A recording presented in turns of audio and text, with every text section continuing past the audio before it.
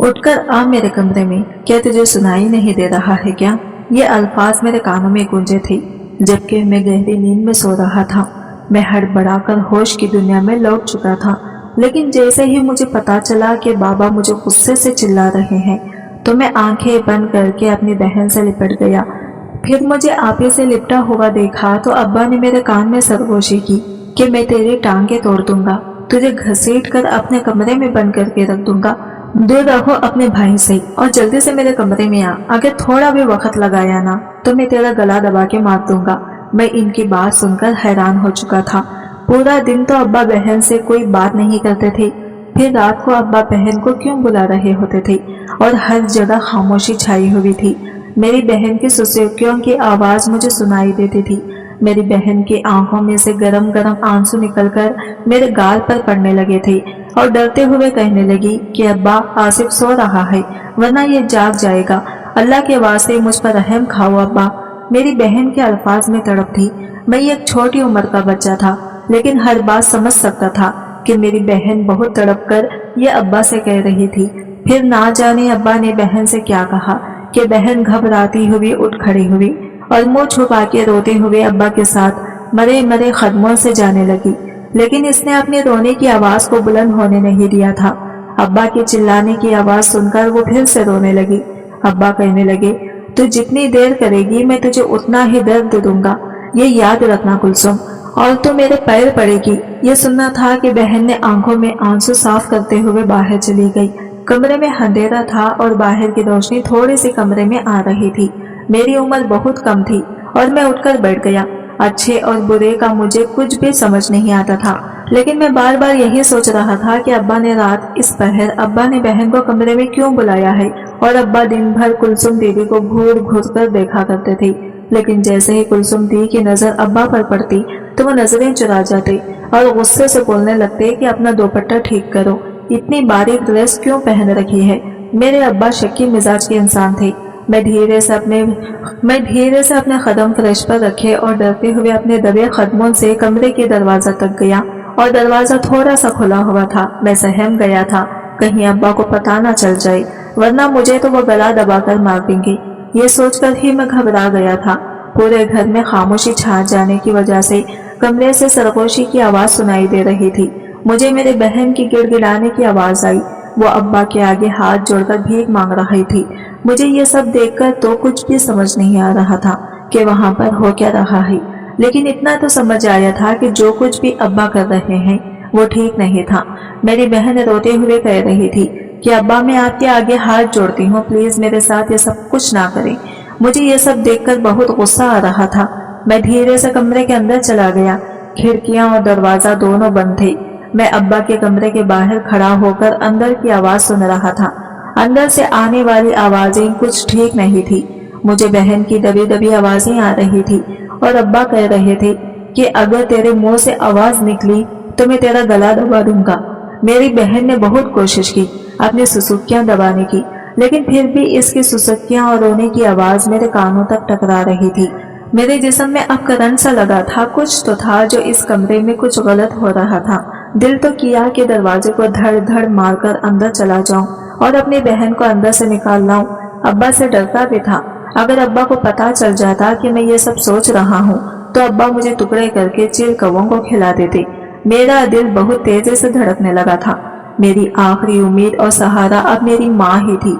मैं भागता हुआ अपनी माँ के पास आया। माँ बेड पर बेसुध सी पड़ी थी। माँ से कहने लगा, माँ जल्दी मेरे साथ आए, अब्बा कुलसुम बाजी के साथ इस कमरे में कुछ कर रहे हैं। मुझे कमरे से बाजी की चिल्लाने की आवाजें आ रही हैं। तुम आकर अब्बा को मना करो कि वो बाजी के साथ कुछ भी ना करें। मैं हवस बागता होकर अपनी माँ को कह रहा था, लेकिन मेरी माँ बिना कुछ कहे ऊपर छत को घूरे जा रही थी और फिर इसकी आंखों से आंसू निकलकर तकिए में जज्ब होने लगे। मेरी माँ भी बेबस थी और मैं भी ऐन इसी वक्त मुझे अपनी बहन की सुसक सुसक कर चिल्लाने की आवाज आई। मैंने खुदा का नाम लिया और ये सोचा कि बस अब जो होगा देखा जाएगा, लेकिन अब मजीद अपनी बहन को इस अजियत से दो चार नहीं रहने दूंगा। अब्बा तो बड़ा जालिम है जो ना जाने कमरे में क्या कर रहा था। मैंने जैसे ही कमरे का दरवाजा ढकेल कर खोलना चाहा तो इत्तेफाक से वहां पर कुंजी लगी हुई ही नहीं थी। दरवाजा तो पहले से ही खुला हुआ था। अंदर से आवाजें पहले से भी ज्यादा ऊंची आने लगी थी। मैंने कपकपाते हुए हाथों से धीरे धीरे दरवाजे को थोड़ा खोला। मुझे मेरा बाप दिखाई दे रहा था। इसने गुस्से से हाथ में एक रस्सी पकड़ रखी थी। इस रस्सी से मेरी बहन के हाथ बांध रहा था और इसके बाद इसने आगे हाथ बढ़ाकर जो किया, मेरे तो पैरों के नीचे से जमीन निकल गई। भले ही बच्चा था लेकिन अच्छा बुरा समझता था। मेरी तो चीख ही निकल चुकी थी। मैं चीख कर वही फर्श पर गिर गया। मुझे लगा शायद मेरी चीख सुनकर अब्बा इस गलत हरकत से बाज आ जाएगा, लेकिन नहीं। जब मुझे होश आई और जो कुछ मुझे पता चला, मैं तो बेबसी से रोता रह गया, क्योंकि अब्बा ने तो बहन के साथ, मैं गली में बच्चों के साथ कैंची खेल रहा था। कैंची खेलने में मुझे एक महारत हासिल हो चुकी थी। आज तक मुझे कोई भी हरा नहीं पाया था। अभी भी मैं अपने दोस्तों के साथ कैंची की एक बाजी लगा रहा था कि जब मेरे एक दोस्त ने मुझे बताया कि वो देखो चाचा शाहज़ैब आ रहा है, वो देखो तुम्हारा बाप आ गया। जैसे ही मैंने अपने बाप का नाम सुना, मुझे तो अपने कैंची भी भूल चुके थे। मैंने फौरन अपने घर की तरफ दौड़ लगा दी। सिर्फ मैं ही नहीं बल्कि गली में जितने भी बच्चे मौजूद थे, मेरे बाप के डर से वो भी अपने अपने कैंची उठाकर घरों की तरफ चल दिए, क्योंकि मेरा बाप ऐसे ही था, जरा भी किसी का लिहाज ना करता। इससे पहले भी जब एक मरतबा मैं अपने दोस्तों के साथ कैंची खेल रहा था तो मेरे पास चला आया। मैं बेखबर कैंची खेल रहा था कि इसने पाँव की ठोकर मेरे कमर में मारी। मुझे लगा शायद मेरा कोई दोस्त है। मैं अपने ही धुन में गाली देकर कहने लगा, क्यों मार रहा है मुझे? लेकिन जब पलट कर देखा तो अब्बा खड़ा था। इसने सबके सामने ही मेरी पिटाई शुरू कर दी कि बाप को गाली निकालता है, तेरी तो माँ ही बेहया है जिसने तुम लोगों की तरबियत नहीं की। बाप को गली में गाली देता है, बेगैरत इंसान। मेरा बाप मुझे यूं मार रहा था जैसे मेरी जान ही ले लेगा। मेरा एक दोस्त जिसकी मेरे साथ बहुत बनती थी, इसने जब मुझे मेरे बाप से यूं मार खाते देखा तो इससे बर्दाश्त ना हुआ। इसने मेरे अब्बा को धक्का दे दिया, कहने लगा, छोड़ दे मेरे दोस्त को, तू बाप नहीं खसाई है, क्यों मार रहा है आसिफ को? तेरे खिलाफ मैं जाकर पुलिस में रिपोर्ट दर्ज करवा दूंगा। हालांकि वो खुद भी सिर्फ 9-10 साल का था, लेकिन इस रोज वो मेरे हक में खड़ा हुआ था। मेरे बाप ने तो इसके पाँव पर भी डंडा मारकर और इसकी टांग तोड़ दी थी। वो मेरे दोस्त अब मेरे पास नहीं आते थे, बस अक्का दक्का दोस्त ही रह गए थे। वो भी तब तक मेरे साथ खेलते जब तक मेरा बाप सामने गली से आता हुआ दिखाई न देता। मेरी माँ तो पिछले एक हफ्ते से ही बिस्तर पकड़ चुकी थी। जब से मेरे अब्बा ने बाजी कुलसुम को कमरे में ले जाकर ना जाने क्या कहा था कि अम्मा सारे काम छोड़कर चीखती चिल्लाई कमरे में गई थी। कुछ देर बाद रोती हुई कुलसुम तो कमरे से बाहर आ गई, लेकिन मेरी माँ नहीं निकली थी। कुछ देर बाद जब हमने जाकर देखा था तो वो फर्श पर पड़ी हुई तड़प रही थी। अब्बा ने पता नहीं कितने जोर से इनके सर में मारा था कि वो एक हफ्ते से बोल ही ना सकी थी। अब्बा को कहते कि अम्मा को डॉक्टर के पास ले जाओ तो कहता मेरे पास पैसे नहीं है, और कहते कि वो दोबारा खबरदार जो मुझे इस डॉक्टर के पास ले जाने का कहा तो वरना तुम दोनों की भी यही हालत करके चारपाई पर लिटा दूंगा। हमारा अब्बा बड़ा जालिम था। मैंने अब्बा के जाने के बाद बाजी से पूछा कि क्या माजरा है, अब्बा ने क्या कहा है, लेकिन वो कुछ नहीं बोली, बस चुपचाप रोती रही। कहने लगी कि तुम अभी छोटे हो, काश तुम बड़े होते तो शायद मुझे अब्बा से बचा सकते। इसकी बात सुनकर मुझे कुछ अजीब सा लगा था, लेकिन मुझे बहन कुछ बताया नहीं था। इसी वजह से मेरी माँ भी इस नौबत को पहुंच चुकी थी। मैंने जैसे तैसे पड़ोस की खाला को बताया और अब्बा की जेब से थोड़े थोड़े पैसे चुराकर मैंने अम्मा की दवा का इंतजाम किया था, जिसे खाकर वो सांस तो ले रही थी लेकिन पहले जैसे ठीक नहीं हो रही थी। हर वक्त इनकी आंखों से आंसू बहते रहते और मेरी बहन भी एक तरफ को बैठी रोती ही रहती। जैसे ही अब्बा घर आते तो दोनों माँ बेटियां काम कर रह जाती। मेरे अब्बा को शुरू से ही औलाद से कुछ खास मोहब्बत नहीं थी, ये तो मैं देखते ही आया था। मेरे साथ इनका रवैया फिर थोड़ा बेहतर था क्योंकि मैं बेटा था, लेकिन जब बात मेरी बहन की आ जाती तो वो इन्हें अपने बराबर कुछ समझते ही नहीं थे। मेरे दिल में तजस्सुस पहले से भी ज्यादा बहने लगा था। समझ ही नहीं पाता था कि आखिर असल माजरा क्या है। मेरी बहन अम्मी के कान के पास सरगोशी में ना जाने क्या क्या कहती रहती। जब इसका दिल फटने वाला हो जाता तो अम्मी को झिंझोड़ कर कहती कि अम्मा खुदारा उठ जाओ, ऐसे मत करो, अब्बा मेरे साथ कुछ गलत कर देगा। तुम तो जानती हो ना मैं कैसी हूँ, हमारे अब्बा बहुत बुरा है। मैंने आज तक अपनी बहन को अब्बा की बुराई करते हुए नहीं देखा था। हमेशा वो अब्बा के आगे सर झुकाकर ही रखती थी। अब्बा जो भी कहता चुपचाप हर बात मान लिया करती थी। बाजी दफा तो अब्बा को गुस्सा आता तो वो इसे मारने भी लगता, लेकिन इसने आगे से कभी उफ तक नहीं की थी। मैं आप ही को रोता देखकर अब्बा को बुरा कहता तो वो मेरे मुंह पर हाथ रख देती, कहती कि खबरदार, वो बाप है हमारा, किसी न किसी रोज तो इन्हें हमारा एहसास हो ही जाएगा। तुम अब्बा को कुछ मत कहा करो, वो अल्लाह ताला नाराज होता है। अपनी बहन की बात सुनकर मैंने इंतहाई मासूमाना अंदाज में कहा था कि क्या अल्लाह सिर्फ हम बच्चों से ही नाराज होता है, वो माँ बाप से नाराज नहीं होता क्या? हमारे अब्बा को देखो, हमें कितना मारता है।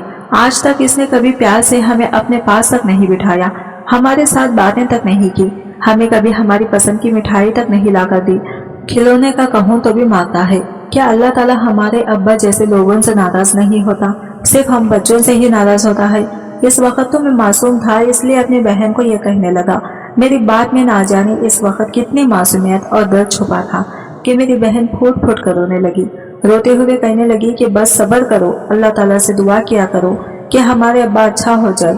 मेरी बहन हमेशा ही मुझे यूं समझा दिया करती थी, लेकिन आज तो रोते हुए मेरी बहन जो कह रही थी सुनकर मैं ये तो समझ ही चुका था कि यकीनन मामला कुछ ज्यादा ही गंभीर है। तभी मेरी बहन रोते हुए कह रही है कि अल्लाह करे अब्बा आज घर वापस ही ना आए, बल्कि रास्ते में ही कहीं मर जाए। मैंने अपनी बहन के मुंह से ये सुना तो चलता चलता इसके पास आ गया। कहने लगा कि तुम अब्बा को ऐसे क्यों कह रही हो, मुझे बात बताओ, पूरी रात तुम्हें क्या कहते हैं, तुम्हें इस कमरे में क्यों ले जाते हैं, क्या तुम्हें बहुत मारते हैं, तुमने कौन सी गलती की है जो वो तुम्हें मारते हैं? मैं रोते हुए अपनी बहन से सवाल कर रहा था ताकि वो मुझे बताए। मैं मजीद तजस्सुस में मुब्तला नहीं रहना चाहता था, लेकिन वो मुझे बताने को कुछ तैयार ही नहीं थी, बस अम्मा के सीने से लगकर रोती रहती। इस शाम अब वक्त से पहले ही घर आ चुका था। मेरी बहन किचन में आटा गूंद रही थी, जबकि मैं सहन में ही अम्मा के पास बैठा इसकी टांगे दबा रहा था। अभी मैं अम्मा की टांगे दबा ही रहा था कि धड़ाधड़ दरवाजा बजने लगा। दरवाजे पर अब्बा की चिल्लाने की भी आवाज आ गई। कहने लगा कि कहाँ मर गए हो सारे, आकर दरवाजा खोलो, क्या आवाज नहीं आ रही तुम लोगों को? कानों में रोई ठोसकर बैठे हुए हो क्या? अब्बा की आवाज सुनना था कि मैं तलमला उठा, नंगे पांव ही भागकर दरवाजे तक आया और दरवाजा खोल दिया। अभी तो दरवाजा पूरा खुला भी नहीं था कि अब्बा ने पूरी कुव्वत से दरवाजा खोला। मैं जाकर पीछे दरवाजे और दीवार के साथ लगा था।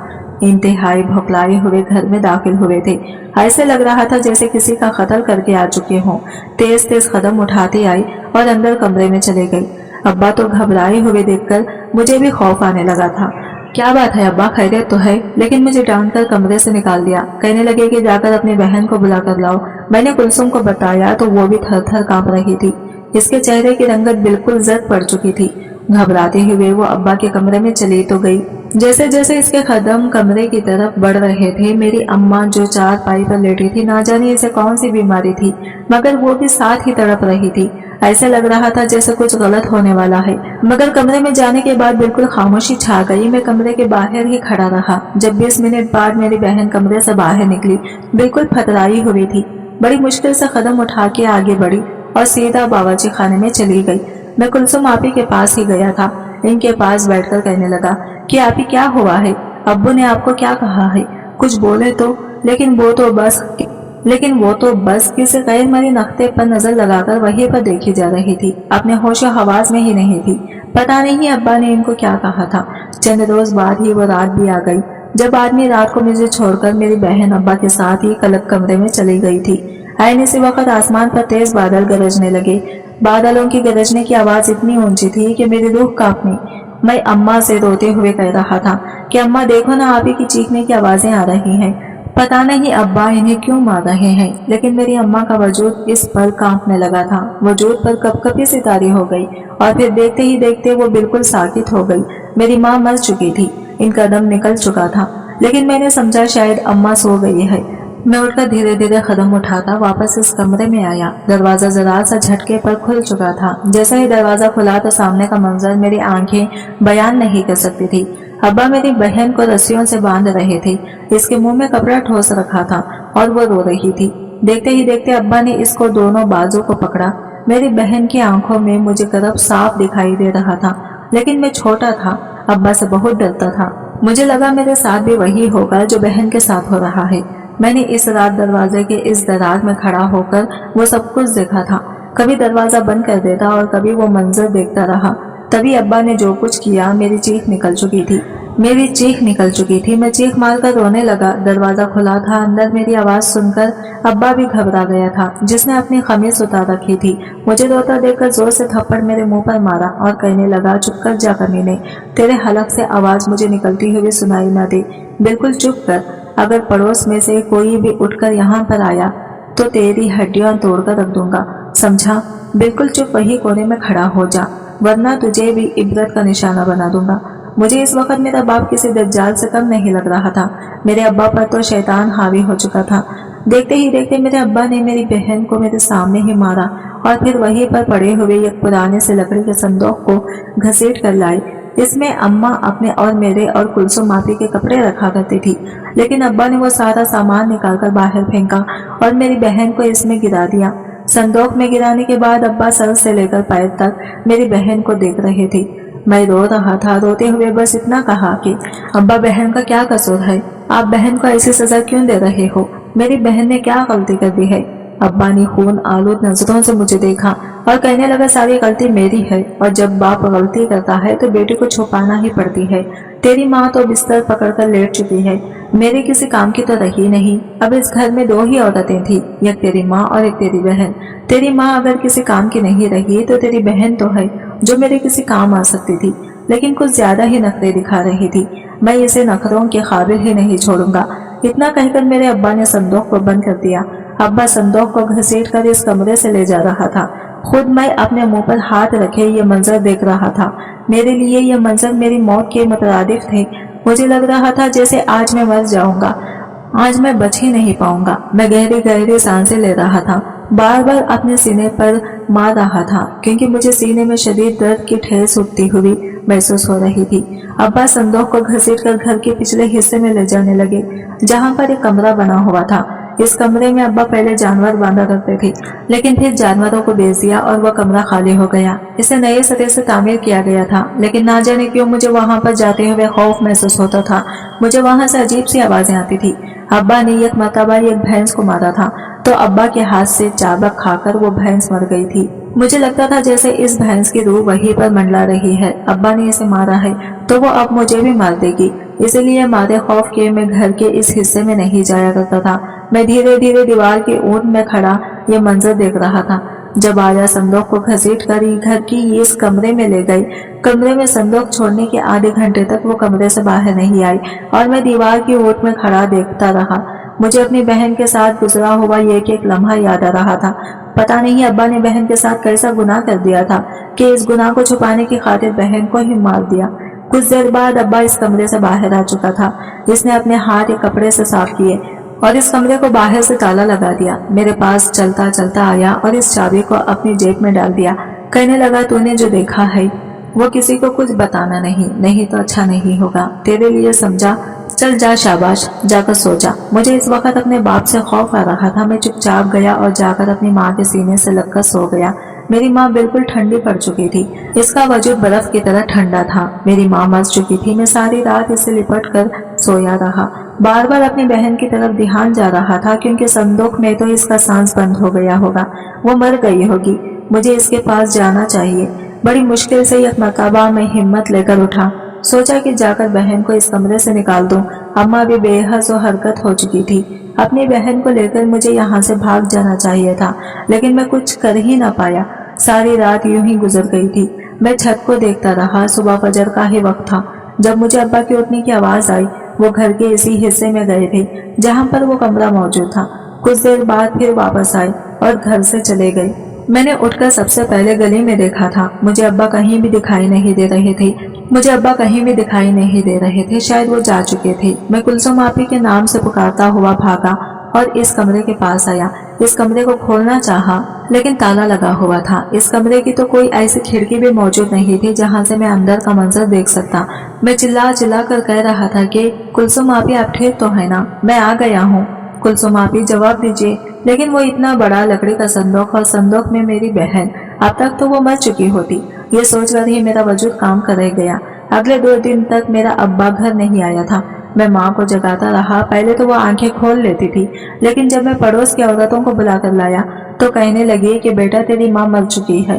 पहले बहन फिर माँ। میں سوچنے لگا کہ ابا قاتل ہے، اس نے بہن کو بھی مار دیا، ماں بھی مر گئی، مجھے بھی مار دے گا، سب کچھ ختم ہو جائے گا۔